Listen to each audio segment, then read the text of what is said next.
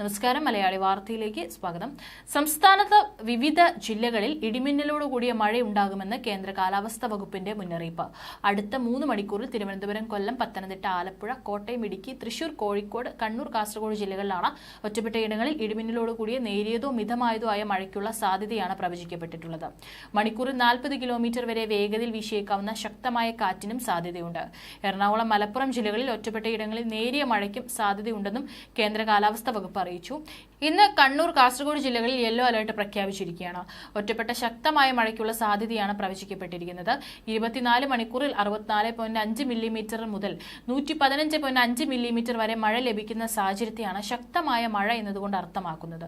ഒറ്റപ്പെട്ടയിടങ്ങളിൽ ഇടിമിന്നലോടുകൂടിയ നേരിയതോ മിതമായതോ ആയ മഴയ്ക്കോ മണിക്കൂറിൽ 40 കിലോമീറ്റർ വരെ വേഗതയിൽ വീശിയേക്കാവുന്ന ശക്തമായ കാറ്റിനും സാധ്യതയുണ്ട്. എറണാകുളം, മലപ്പുറം ജില്ലകളിൽ ഒറ്റപ്പെട്ടയിടങ്ങളിൽ നേരിയ മഴയ്ക്കും സാധ്യതയുണ്ടെന്ന് കേന്ദ്ര കാലാവസ്ഥാ വകുപ്പ് അറിയിച്ചു.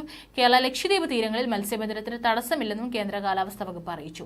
ഇന്ന് നാളെയും തെക്ക് പടിഞ്ഞാറൻ ബംഗാൾ ഉൾക്കടൽ, അതിനോട് ചേർന്നുള്ള മധ്യ പടിഞ്ഞാറൻ ബംഗാൾ ഉൾക്കടൽ, ഗൾഫ് ഓഫ് മാന്നാർ, അതിനോട് ചേർന്ന തെക്കൻ തമിഴ്നാട് തീരം എന്നിവിടങ്ങളിൽ മണിക്കൂറിൽ 35 മുതൽ 45 കിലോമീറ്റർ വരെയും ചില അവസരങ്ങളിൽ മണിക്കൂറിൽ 55 കിലോമീറ്റർ വരെയും വേഗതയിലും ശക്തമായ കാറ്റിനും മോശം കാലാവസ്ഥയ്ക്കും സാധ്യത. മേൽപ്പറഞ്ഞ പ്രദേശങ്ങളിൽ മേൽപ്പറഞ്ഞ തീയതികളിൽ മത്സ്യബന്ധനത്തിന് പോകുവാൻ പാടുള്ളതല്ല. ഇന്ന് വരെ സംസ്ഥാനത്ത് ഒറ്റപ്പെട്ടയിടങ്ങളിൽ ഇടിമിന്നലോടുകൂടിയ മഴയ്ക്കും സാധ്യതയുണ്ടെന്ന് കേന്ദ്ര കാലാവസ്ഥാ വകുപ്പ് അറിയിച്ചിട്ടുണ്ട്. ഇടിമിന്നലിന്റെ ആദ്യ ലക്ഷണം കണ്ടുകഴിഞ്ഞാൽ ഉടൻ തന്നെ സുരക്ഷിതമായ കെട്ടിടത്തിനുള്ളിലേക്ക് മാറുക.